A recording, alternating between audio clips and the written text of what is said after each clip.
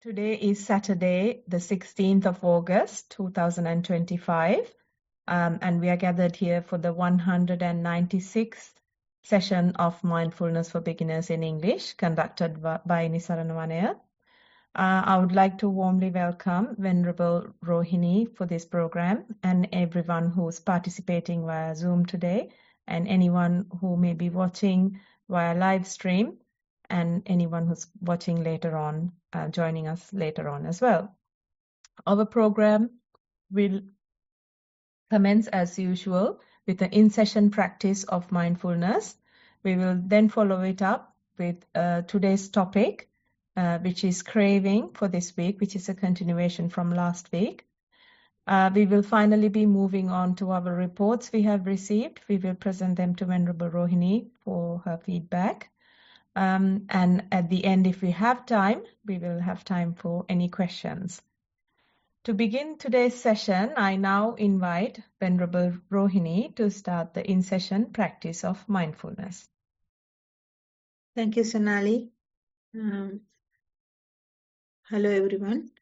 We'll start in-session practice. I think we are going to do walking, mindful walk today. So, as usual, we all know what is mindful walk means. We just walk and keep our attention with the body. How it walk and how you feel while it walking, and what are the feelings and what are the movements you can feel. Those are the things which we like to or which we want to observe. The observation should be within the body. So it can be a sound. If you hear a sound, you can concentrate on sound as well. So as long as you are in right moment, right now, in the present moment, then you are mindful. So it doesn't matter where you keep your attention. So it can be on your feet, or it can be your the weight shifting from one side to the other. Sometimes you might feel the bending knees. So different feelings, different people get different feelings. So no matter what is it, but just observe the prominent feeling right now. So the keeping your attention with the feeling is easier than keeping your attention with emotions or thoughts. Once you practice with the bodily feelings, you can keep your attention with thoughts as well. But in the beginning, we all need to keep your attention with the body, bodily movements, bodily feelings.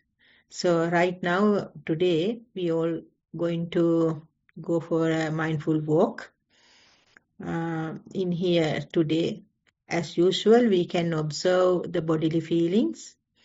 If someone can feel to observe thoughts or feelings, the emotional feelings, you are also welcome, or you can do that. As long as you have comfortable practice.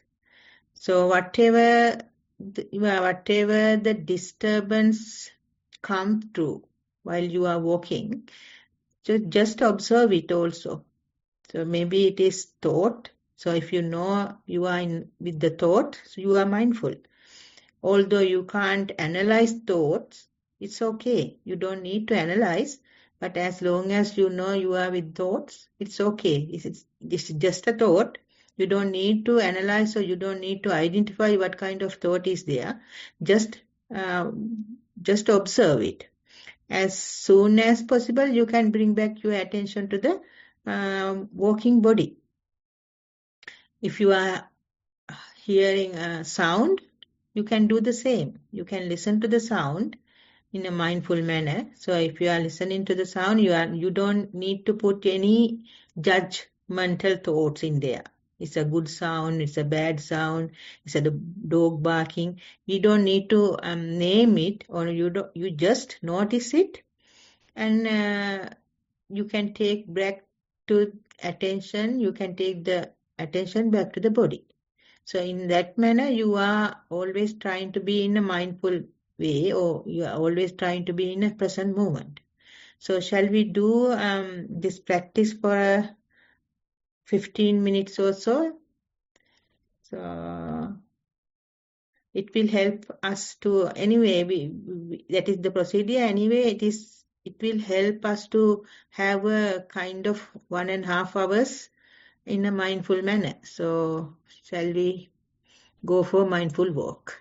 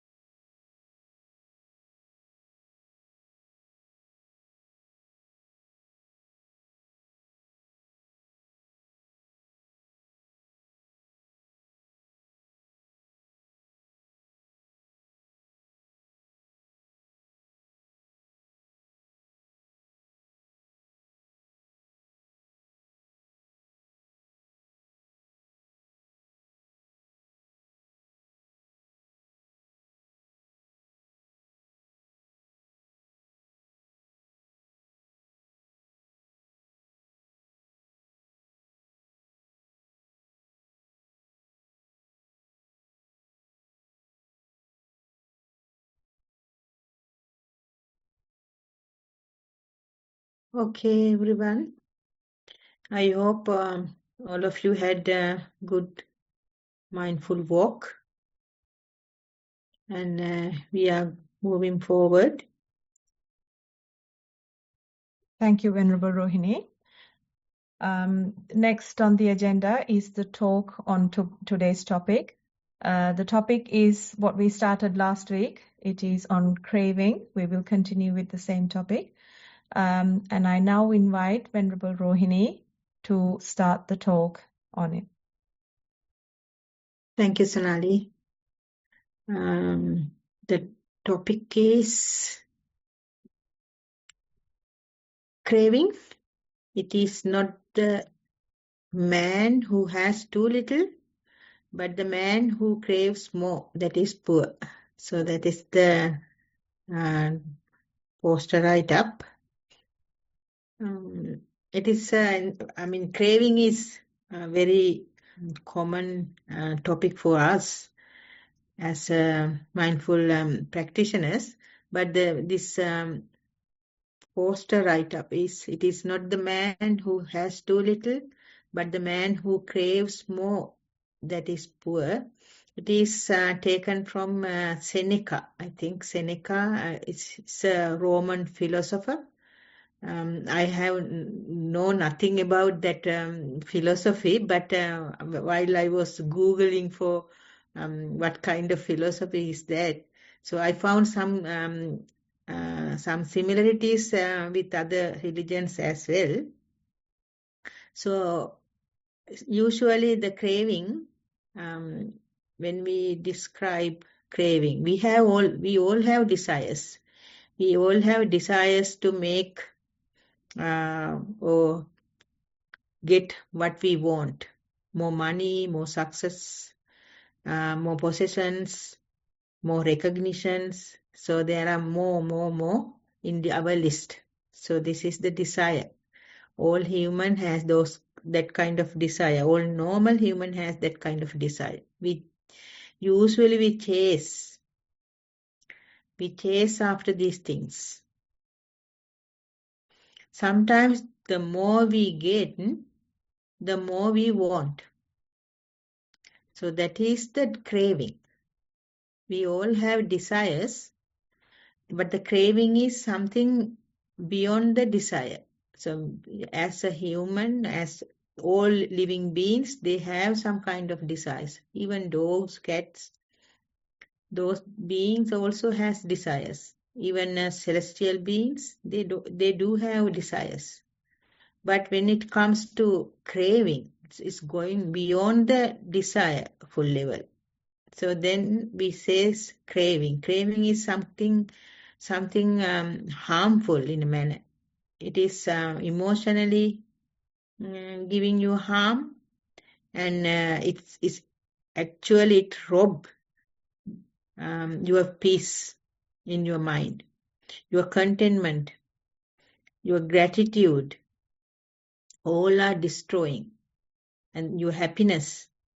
So with the craving, it is not like desire. The craving is when it is in your life, when it is having an extreme level, it is very harmful to the life. So usually most people say never enough, and they are not never had enough. So that is the problem actually. So when we talk about this philosopher, so he found actually I am not having any depth knowledge about this philosopher or the philosophy, but I found he simply says what is rich and what is poor. So what is rich according to him is if someone is in joy in simplicity, if someone can enjoy the simplicity, if someone can content with the little, if someone can not enslaved by desire. And then he more described with his wisdom, he reminds us that true wealth is not measured by what we own. So what he says, what we can live without is the true wealth. So it is interesting. And it's really interesting. And but according to him, what is poor is no matter how much they already have or you already have, always yearning for more. Is living is state for poverty. So that kind of poverty he is describing. So it is not about money, or it is not about possessions, or it is not about something you have. But what he says, poor and rich, if you can enjoy the life with whatever you have, you are rich. If you don't enjoy your life with what you have, and you are looking for more, and you are looking for something else, so then you are poor. So according to him, that is what rich and poor.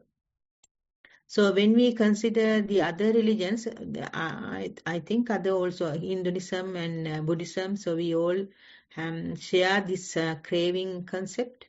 So according to Buddha, Buddha mentions the poverty or poorness is something comes from within us, inside us. It is not from something outside. So inside us, we have the kind of poverty if we are looking for more things. And that is craving, according to Buddha. It could be money, it could be possessions, it could be any attentions, whatever the outcome. So if we have some kind of extreme desire, so Buddha described it as a craving, and it is very harmful. So according to that, we all know that Buddha mentions 3 kind of desires. Sensual desire, mainly, and desire for become, we call it bhavatanha in Pali, and desire to get rid of things, that is vibhavatanha in Pali.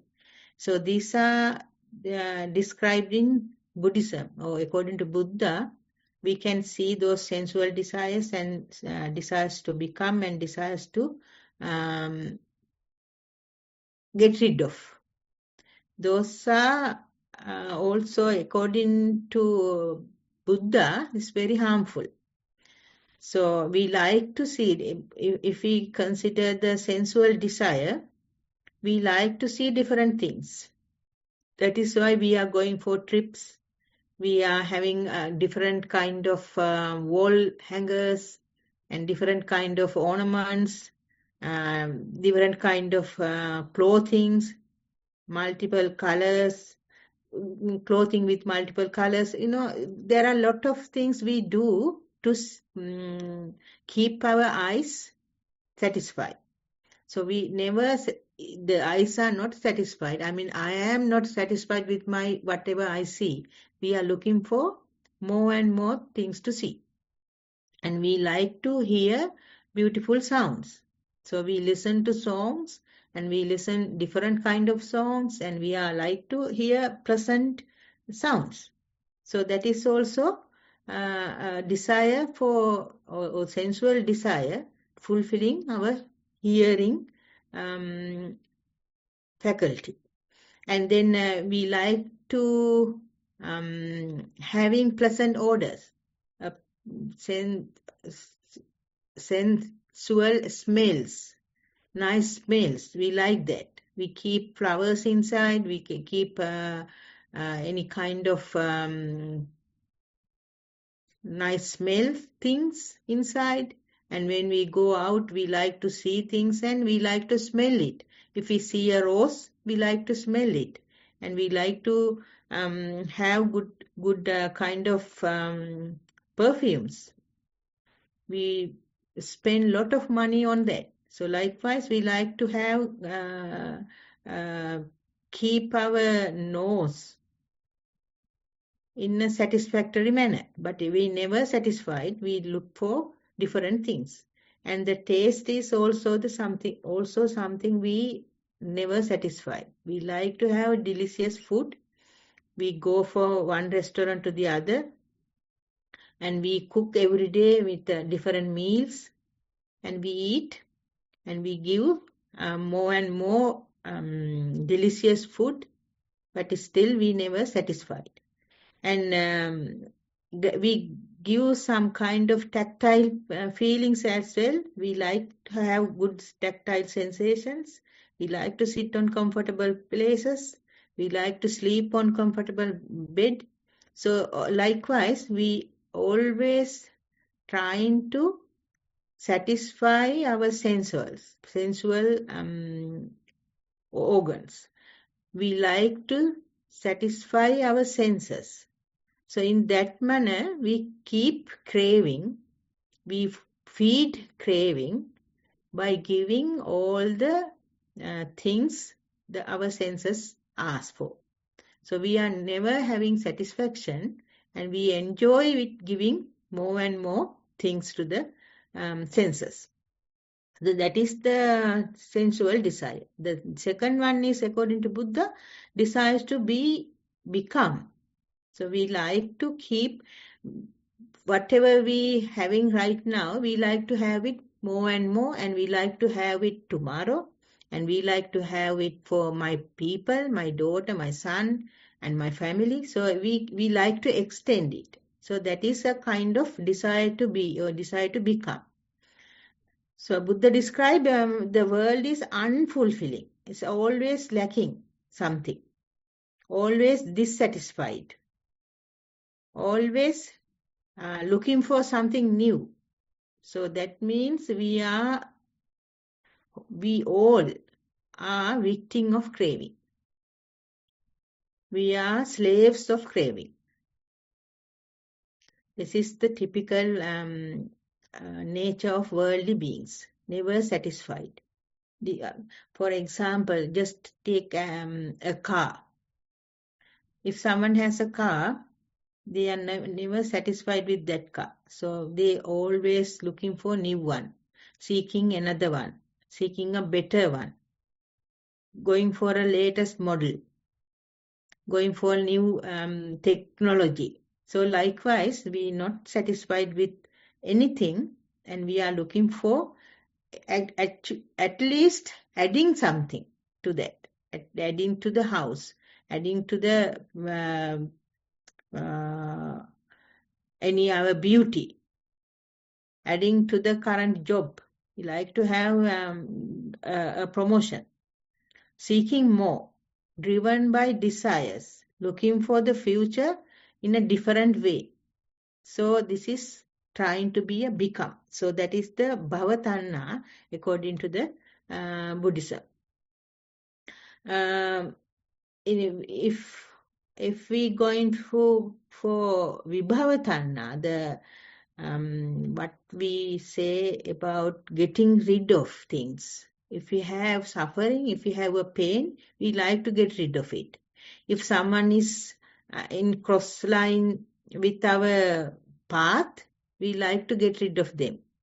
If someone is getting promotion over me, so we like to get rid of him. So likewise, getting rid of whatever come across or whatever we don't like is vibhavatanna, or the not to become. Desire not to become. So in that sense, according to Buddhism or according to Buddha, there are three ways of craving. One is kama tanha, that is sensual desire. The second one is bhavatanha, the desires to become. And the third one is desire to get rid of things. So, for example, when we are practicing mindful sitting, so we always ask, sit comfortably. Why? Because otherwise your mind is seeking for comfortable way. So he is not satisfied with whatever right now, so the mind is looking for something else. That is why we always ask, when you practice mindful sitting, we are always ask, okay, sit comfortable manner and keep your hands in some comfortable manner. We say that because otherwise mind get distraction very quickly, and find another comfortable things to engage with. That is why we always ask. So whenever you do mindfulness practice, we give the comfortable thing to satisfy the mind. And then if there is any pain or anything, when the comfortable feeling is gone with the pain, then you get the desire of get rid of it. So within your practice, we not only in the day-to-day life, even within the practice, you experience these things. While you are practicing mindful sitting, you can experience those things. So it is very interesting to see, not only for physical things, not only for physical matters or processions or objects, even within our practice, whatever we observe or whatever we experience while we are practicing mindfulness, still there are those three kind of cravings. So we need to understand, that is why actually we need to have a teacher to practice. Otherwise we will entangle with those cravings and we stuck in somewhere in the practice. So then we need to find the way to find the real worth or real wealth.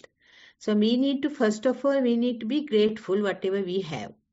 So we need to notice what we have, and then we need to appreciate what we have. Then only we can be, in a certain extent, we can be satisfied. So for that, we can keep setting goals, focusing on what truly matters. So then if we have a desire for something, then we can consider, okay, it is not truly matter for me right now, so then I can ignore it. So likewise, we need to have some kind of set goals and some kind of focus on what is truly important.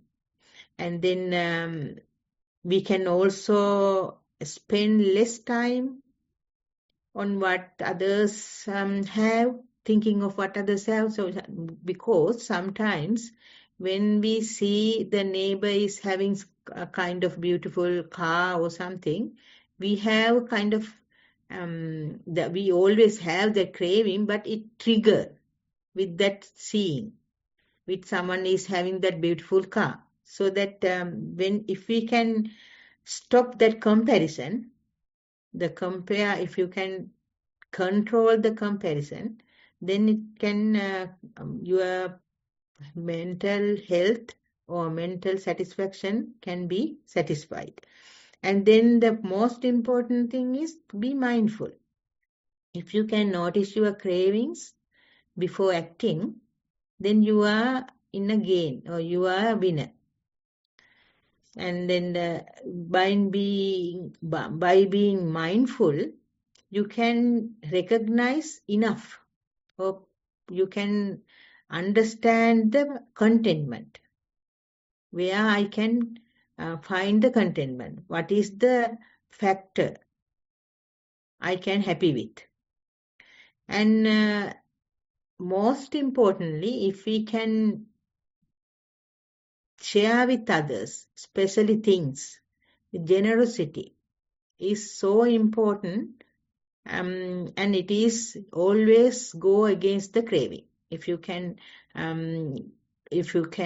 share your knowledge, your wealth, if you have food, if you can share. So likewise, if you can share, that is little by little you getting rid of the craving. So that is very important in to control the craving. And the society also make us to increase the craving. Society encourage us to make more and more craving towards things, especially social media. So when we see someone is going for a trip and having a luxurious trip, so we always feeling like, okay, if I can go. if someone is having photos or videos published in social media with something triggering the craving, so the craving is rising up and you feel unsatisfactory in your mind. So likewise, social media and the society gives us some kind of triggering, triggering actually. So if you are not mindful, whenever those things see, even for if you are looking for or watching a TV program, just example, if you are watching a cooking program in TV, so you feel like to eat something like that. So the craving comes up. Just simple. If you watch the TV, if it is a very beautiful scenery in the program, so you wish like, okay, if I can go, then you have a kind of ill kind of not satisfactoriness or kind of unata. We says like not satisfactory. I'm not happy about what you are having. So you are looking for how to go there, or how to earn it, how to buy it, or how to eat that kind of food. So likewise, the social media and the other society give or trigger our cravings. And this is mentioned in all other religions as well, like Buddhism, Stoicism, Hinduism, and all those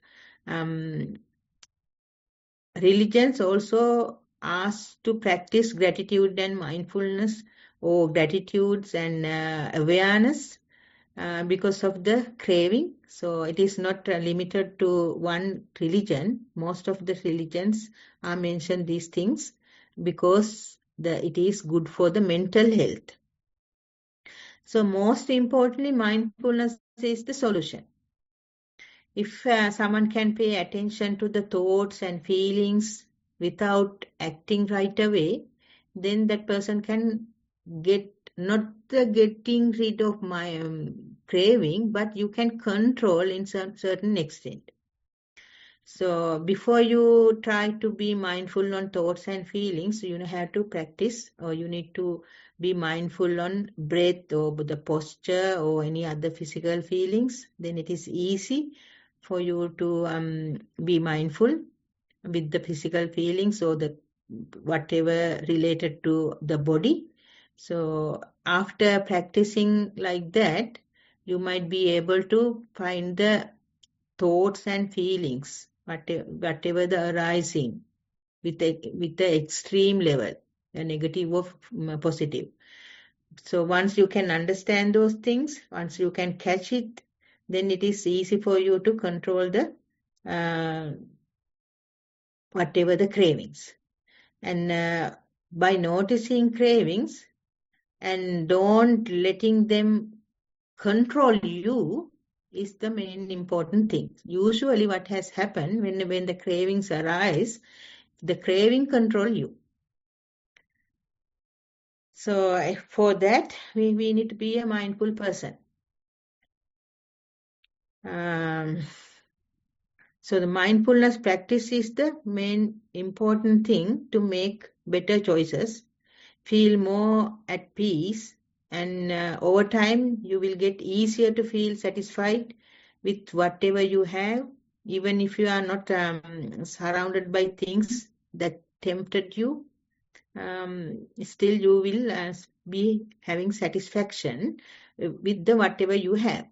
So, for example, while we are practicing mindful sitting or mindful walk or any other day-to-day activities, usually we experience the elements. Elements is hardness or softness or roughness, heaviness, or sometimes changing nature of the phenomena. So you notice it while you are practicing mindfulness. Once you practice it, the the what is called the craving, the suffering of craving. Because of the craving we suffer, and that suffering you will understand. So when you understand that, there might be happiness. While you are sitting, you will find the happiness in there. Still, while you are observing your breath, okay, the breath is, you can observe it, you feel that in-breath and out-breath. But all of a sudden, with the sound, it change.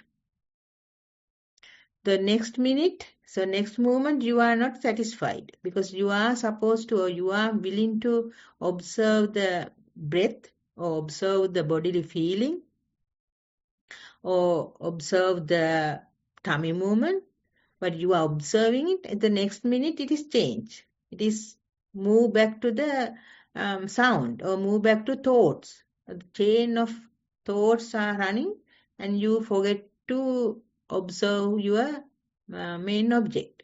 So then the unsatisfactoriness is there.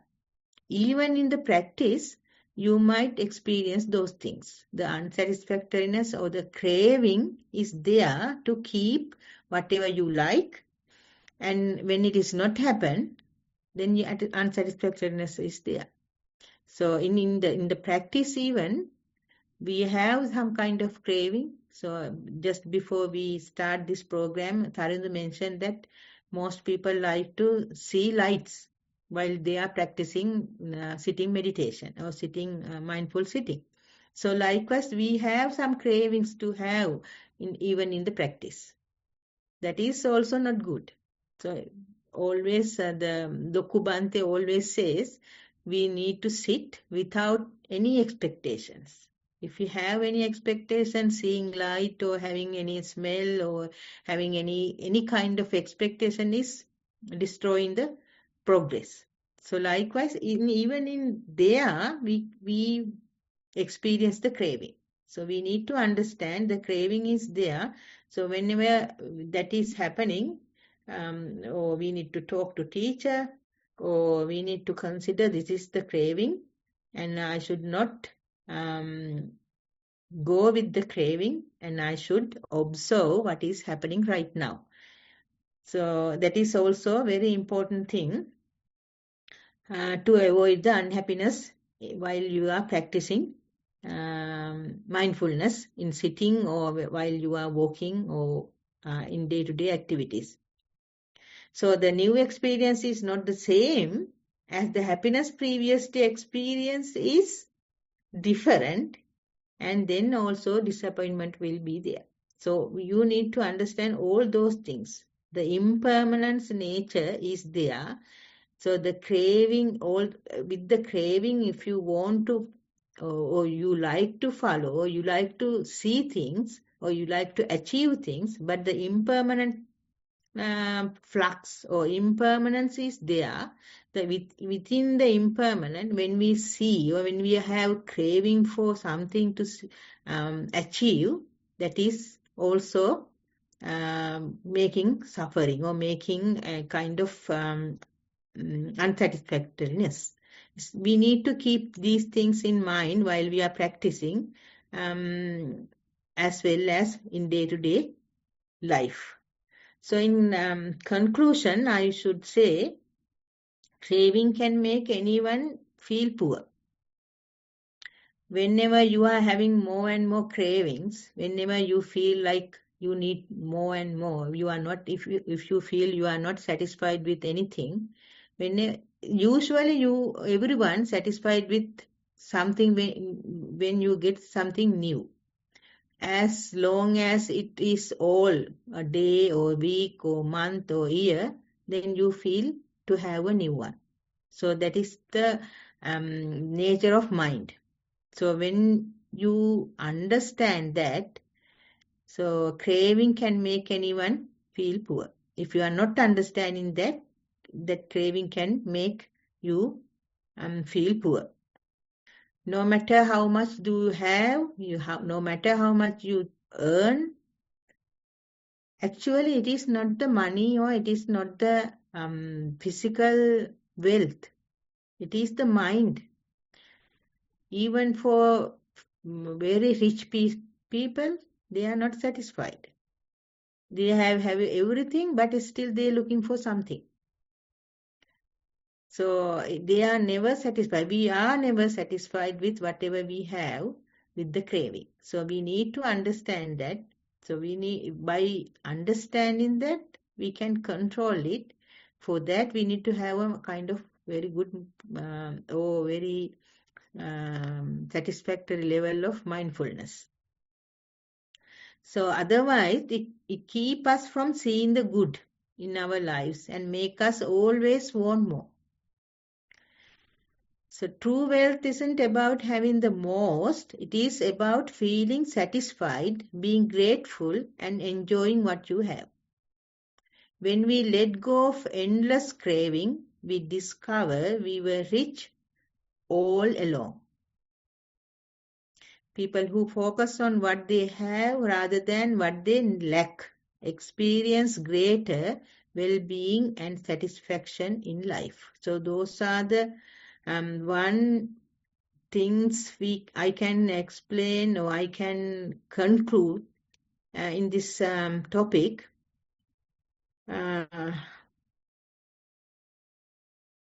So what we need to understand, we have three kind of cravings or desires. We all have desires, but when it is go beyond certain level, it is craving. So it is unstoppable. It is kind of a how do you call, lack of satisfaction and emotionally not healthy. So according to Buddha, we have three kind of cravings: sensual desires, desire for becoming, and desire for get rid of becoming. So those are the three things. Those are we experience day-to-day life as well as in practice. When we are practicing mindfulness, we experience within that practice even we experience the craving. When we have that kind of craving, we stop our progress in the practice. That is also we need to keep in mind. Whenever we have desire for something, even for we have desire for emptiness, when we observe our breath, the breath fade away and breath is not in vicinity now. We don't feel breath. And now it is a vast, the spatial awareness. So the emptiness, we like it. Most of the people, when the thoughts come, it's a progress actually. When you have, when you are experiencing the emptiness without having the breath in vicinity, so that is the emptiness. When that, they like it, and whenever the thoughts come as a perceptions, they don't like it. Actually, it is the progress. It is a progress of your practice. But they don't like and they complain all the time, okay, the thoughts are distracting me. It is not the distracted level. In the beginning, thoughts will distract. But after having kind of emptiness, then if someone is having a chain of thoughts, those are perceptions you need to observe, not to get rid of. So when you are trying to get rid of it, it is like a vibhavatanna. If you like it, it is like a bhavatanna. So you should not like it or you should not trying to get rid of it. Just need to be observer, just being observed. So saying that, having try to have a good mindful practice and try to keep your records on reports, share with your teacher, and in that sense you will find the way to not the get rid of, but the diluting your cravings. Gradually you will find the, how do you call, manageable level of desires which we need to keep our senses live. That is the minimum level. So good luck everyone for that, and thank you for listening. Over to you, Sonali. Thank you, Venerable Rohini. That was a deep explanation on desires and on craving. So we will try our best to observe our three kinds of desires and manage the senses so that it doesn't go beyond the craving level. So there's a lot to take in on that talk. So next on the agenda is our reports received, and we will present it to Venerable Rohini for her guidance. And of course, if you have any time left, we will have questions as well. To start this session, I now invite Samantha, and I will share the beginner's guide. Thank you, Sonali, and thank you, Venerable Rohini. That was a really excellent talk on craving. It certainly made me realize I had to be more mindful now. So that's a good start for me to practice. Before I read that there are two reports that we received from two adults.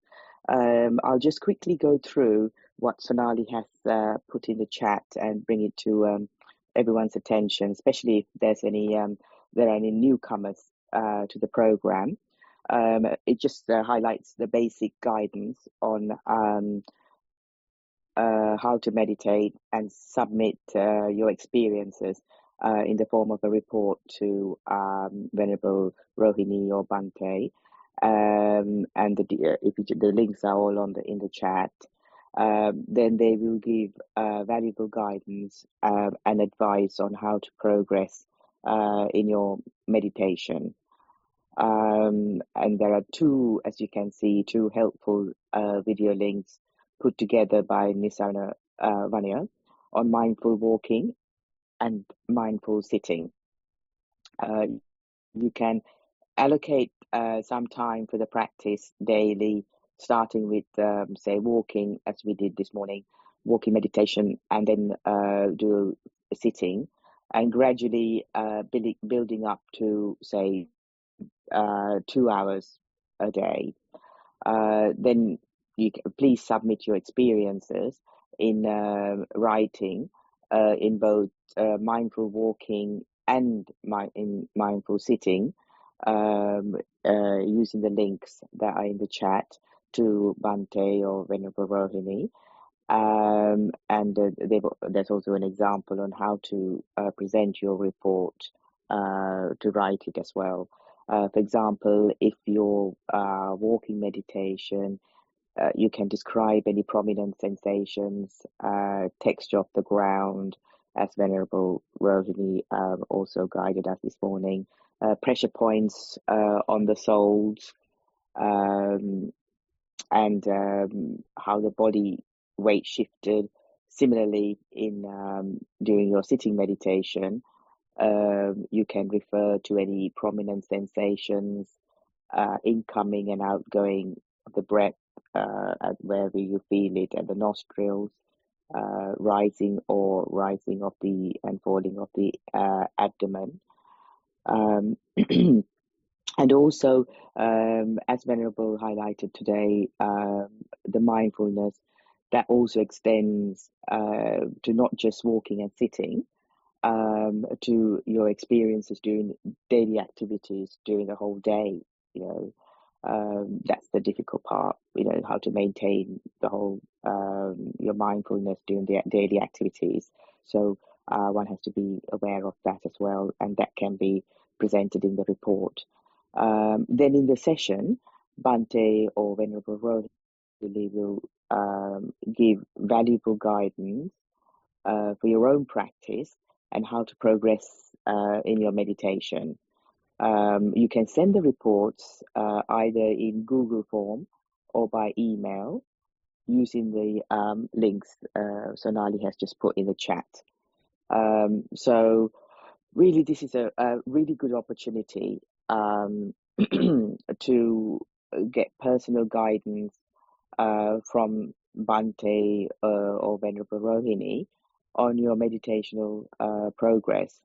And you can continue with your own mindful practice during the week according to the advice given for your own individual report during the session.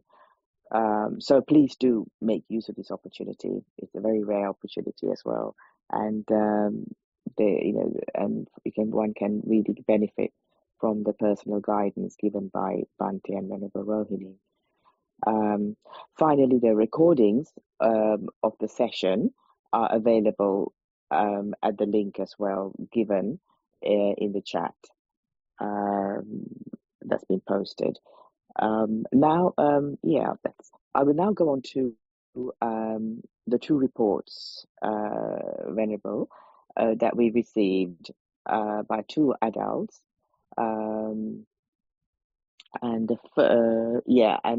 If anyone has any questions after the report session on the talk Venerable Rohini has given on craving, or any other personal questions on their individual prayer meditation, please put in the chat direct to me, and I can read it out.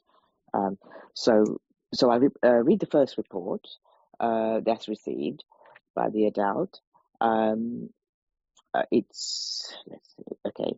So initially, it's like stopping. No need to write these. Same time, there was an urge to express how grateful to get the guidance when it was needed.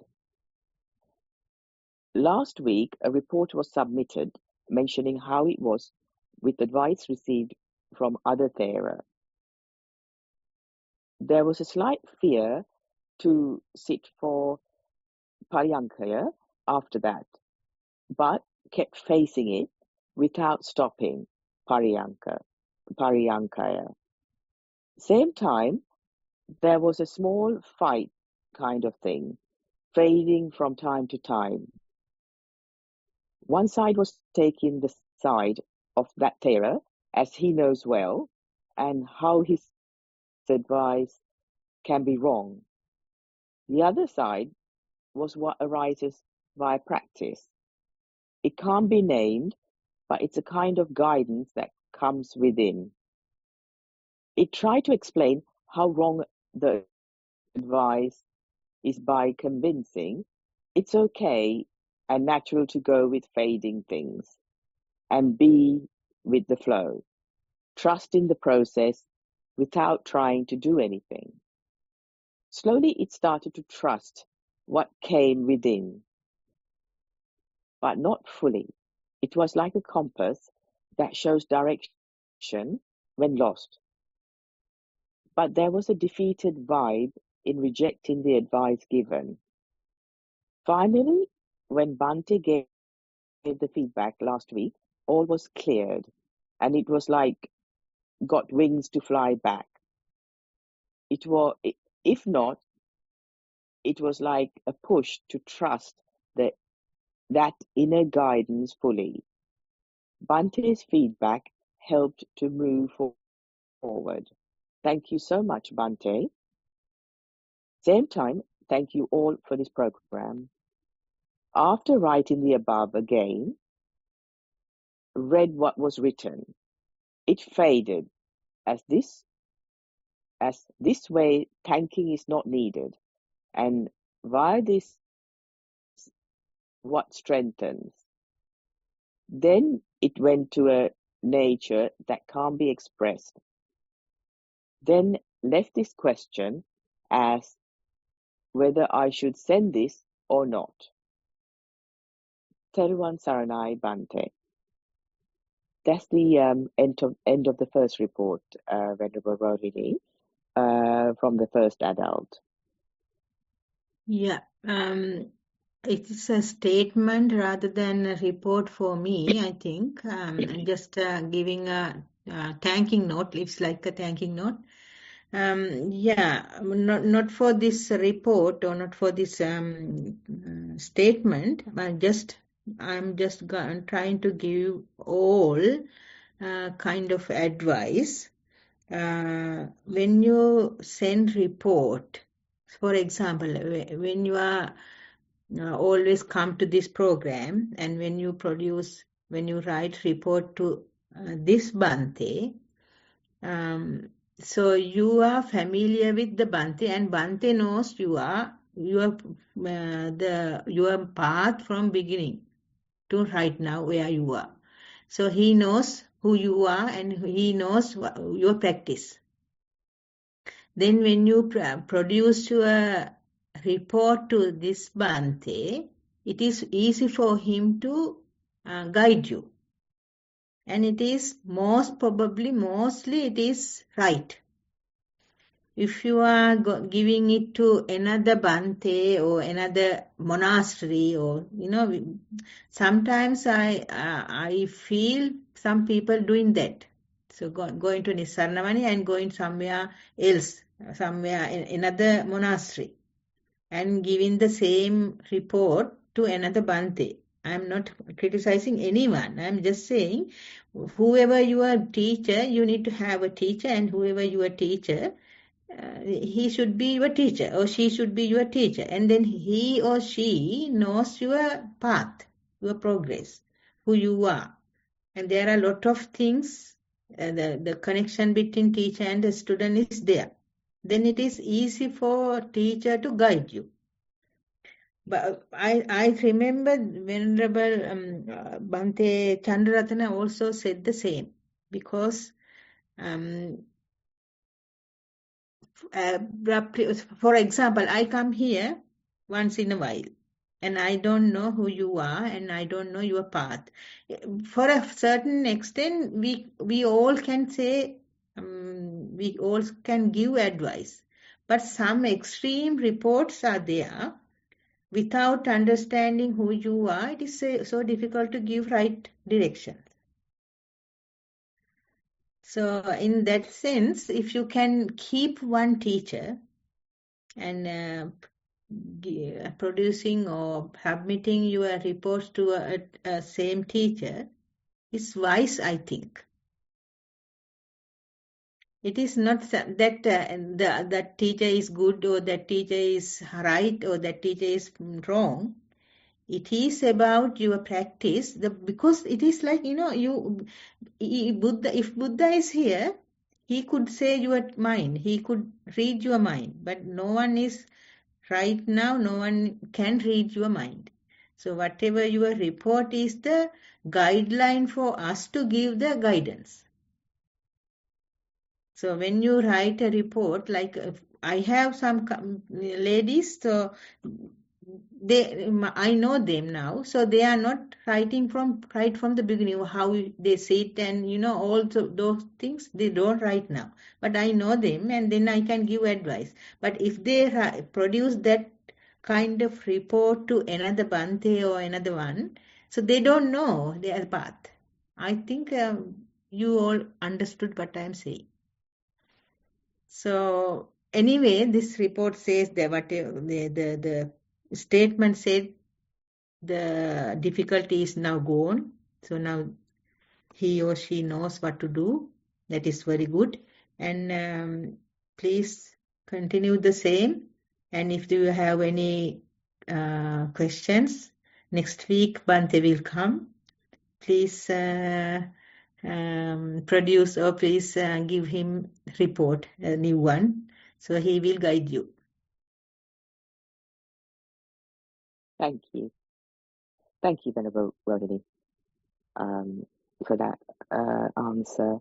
I will now go on to the second report by an adult. It's on mindful walking.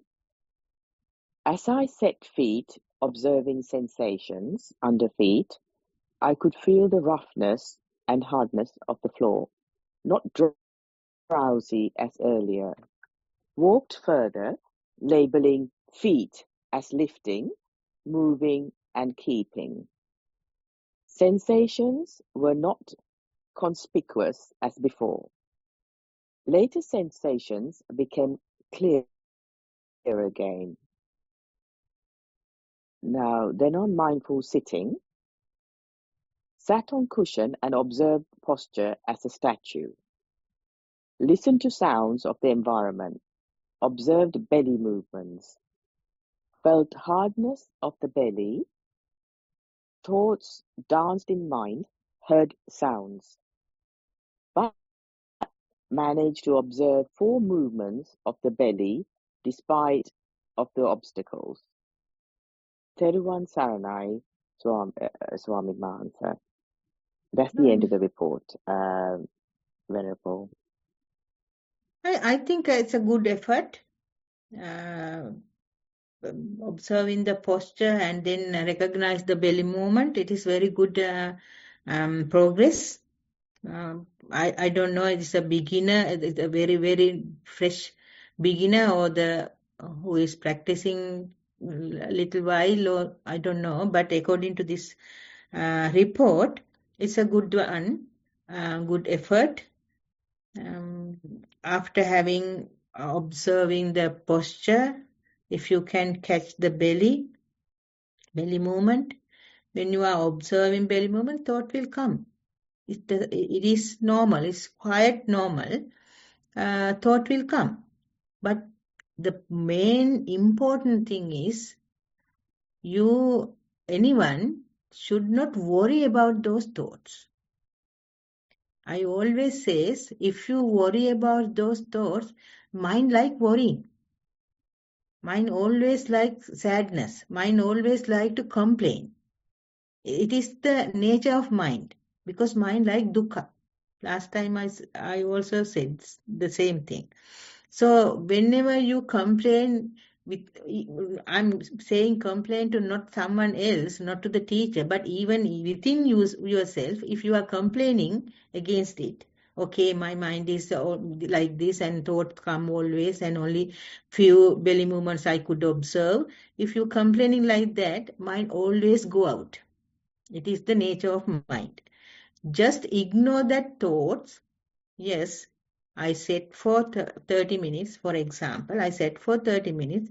Only 5 minutes I could observe the belly movement, the posture.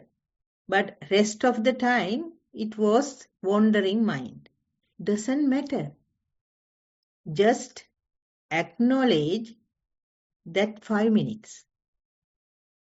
Today, a lady came actually with Dana, and after Dana, she wanted to do the Kamatahan. She wanted to report her practice.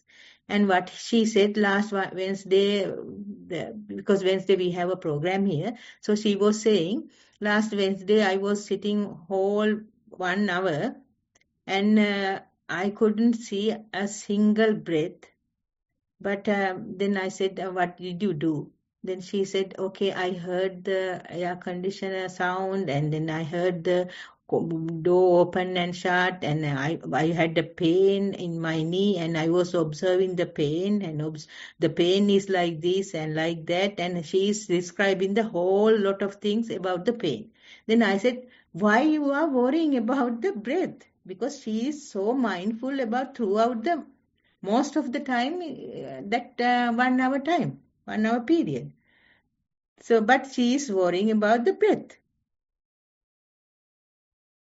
We don't need to worry about the breath or the belly movement as long as if we are, as I said before in the beginning, if we are aware of what is happening right now. Maybe it is a sound, maybe it is a thought, maybe it is something else, a pain or something. If you know it, and even though you can't label it, it doesn't matter. If you know it, you are mindful. So we need to understand that as long as we are mindful, that is our aim. So not to worry about the breath or the belly movement. Maybe you can observe only 3-4 belly movements. But still, if you can observe the posture, that is more than enough. So don't go for a belly movement. If you can observe the posture, just observe the posture. If you can observe the pain, just observe the pain. It doesn't matter. Whenever it go out with thoughts, let it go. And as soon as it come back, just observe the primary object. So just relax. Appreciate whatever happened right now. So that is only what I want to say to this report, and it is a good one. I thought it is a very new one. That for a new one, it is very good report. If that person can come and if he can talk, most definitely she or he will explain what has happened more than this report. But the thing is that we are hiding the reality. We think that is not right. We think if I said I was observing this and I saw this and I heard that, people think it is not right. So they are most of us like to keep, if we say, okay, you need to observe the breath, so they tend to observing only the breath. So I think that is the more, that is what I said. It is not flexible. If you are flexible enough, then my mind is also going smoothly. Try to be flexible, and whatever you can observe it. It can be a posture. If you can feel the belly movement, observe it. As long as you can't, just go back to the posture. Whatever the come, if it is a sound, just observe it. So likewise, first keep bare attention.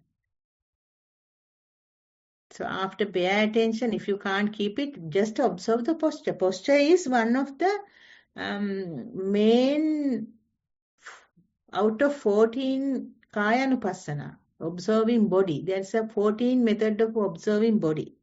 One of the method is observing the posture. So don't just observe the posture if you can. Don't go for breath or don't go for belly movement if you can't. If you can, go for it. So the 14 methods are there. Thank you, Venerable. Now I'm thinking, oh, what are the 14 methods now? Yes, you can read actually for foundation of meditation. Yeah. Thank So you, Venerable. can read. Yeah, that was a really helpful guidance for me too, Venerable. Sorry, I'm just seeing the chat if there's any other questions by anyone. And also, if anyone has any questions they like to ask, please raise their hand on the topic of craving or on their own practice. Just give a few minutes for people till they come up. And while we have any questions, I'd just like to say, Venerable. Oh yeah, there's one from Sonali. Yeah, okay. Go ahead, Sonali. Oh, We can't hear you. You're muted, Sonali. Sorry. Yeah. Basic etiquette. Totally forgot. It's just a question on how you in like a workplace or in a work environment, how you because of today's topic was craving, and then you said it's about desires and hunger and thirst and how to manage all of them. It's just in like a professional environment, it's almost looked down on if you don't have that hunger and thirst and desire to achieve more. So it is how do you strike a balance on while observing and acknowledging that we need to maintain this, but to just, just even the words of being a go-getter, or hunger for the thirst for more, and those are almost part of a lingo of language of work environment to be successful. And just how do you almost not label yourself as someone who doesn't want to go there, who just a stagnant person. Yeah, it's a good question, Sonali, because in Western world especially, so they are going for goals, and we have, working environment, there are goals. 5 years time, what you do? That is the most popular question. So likewise, it is in Western world, and in society, it is there. But as a practitioner, we need to have some sort of management, because if you feel like you are capable of doing things in working environment, so you are right now, for example, if you are just now teacher, school teacher, so but if you feel, if you have a kind of how do you call leadership skills, you can go for, you feel like, okay, I can manage other people. So I have a kind of leadership skill. So I will go for team leader. So that is something else. You have a skill. So you want to use it for someone else's benefit. Rather, if you are a teacher and you see that the team leader is doing well, and team leader is it is kind of a jealous, out of jealous, you feel like, okay, why should not me be there? That is a covet. It's not like having a goal. So if you feel like you have that kind of skill, so you can go there. That is not something you are going out of craving. So you are helping someone with your skill. You are helping to the company with your skill. I think you can understand what I am saying. So it is going for out of craving is something, and going out of helping others or using your skills, taking your skills into next level, it is something two different path. Did you understand, Sonali, what I'm saying? Yes, Venerable Rohini, I do understand. Yeah, so that sometimes when we see a house, a beautiful house, we feel like if I can have like that, that is craving. When we see a car, beautiful car with luxurious car or something, if I can have that one, that is craving. But at workplace, you can see, okay, now I am.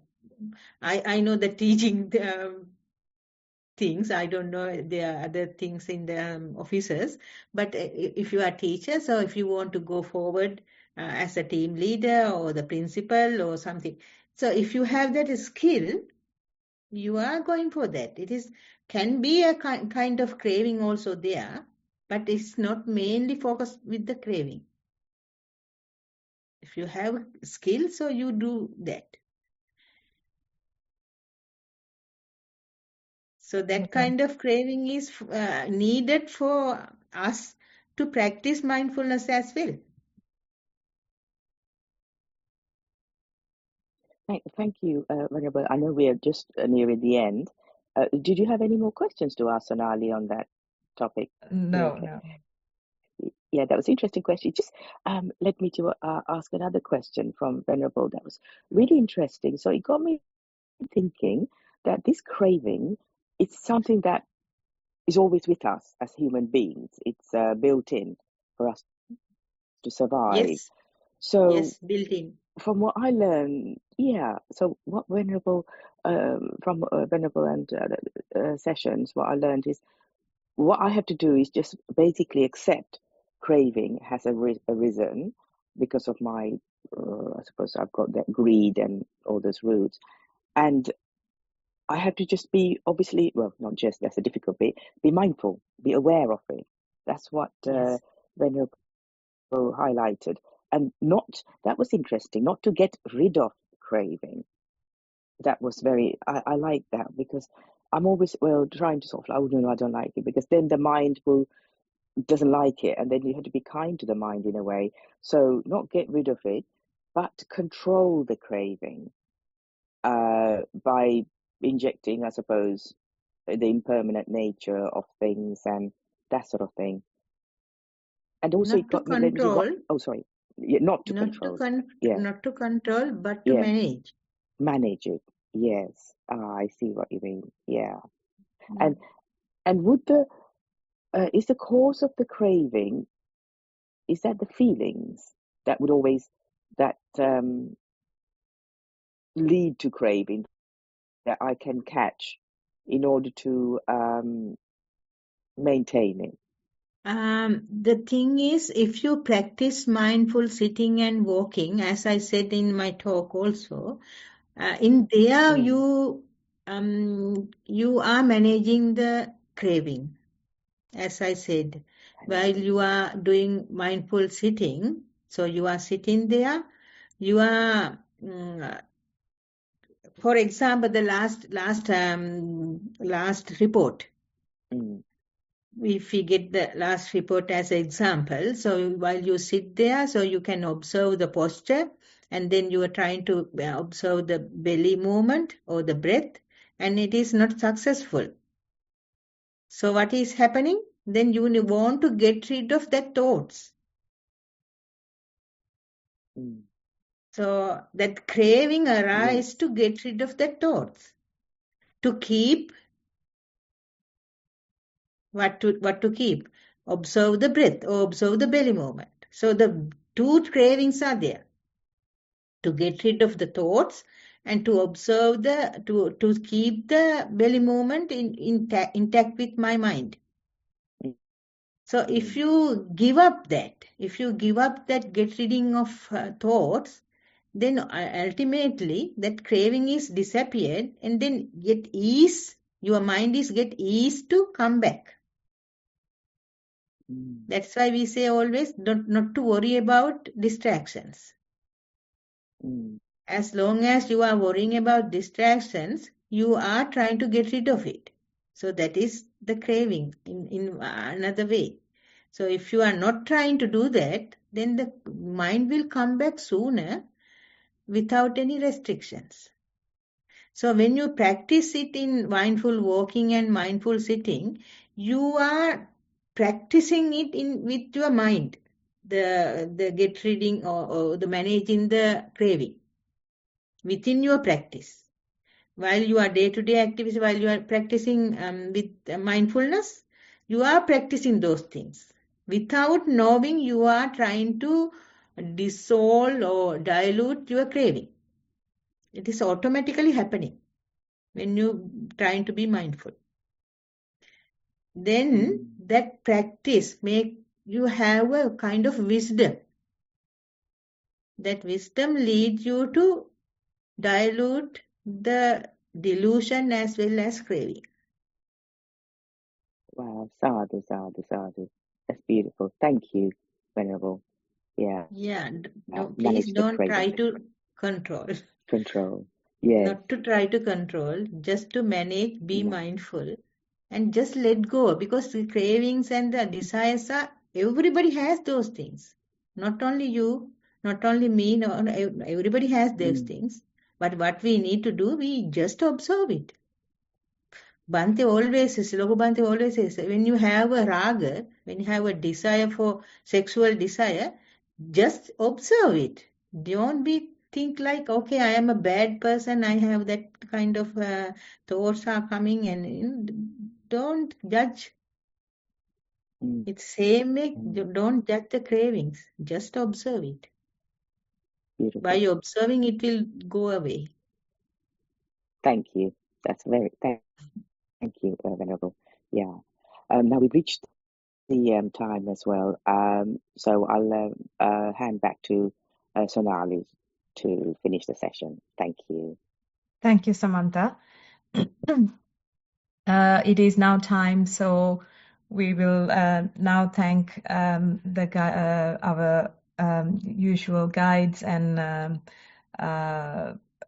helpers for the session. On behalf of the organizers, I would like to thank Venerable Rohini for taking on the session whenever possible, whenever our usual Bhante is not available. Thank you, Venerable Rohini. And we cannot forget our usual guide for the program, Venerable Homagama Dhamma Kusala Thero, and also the Chief Abbot of Nissarana Vanaya, whose idea was to initiate this program. It's Bhante Udayiriyagama Dhammachiva Mahathero. May they all improve their own practice as well. Thank you to all the organizers who are working really hard to get this program to you every week, and to everyone who is helping us watching it via a live stream on various mediums, or whether you're watching later.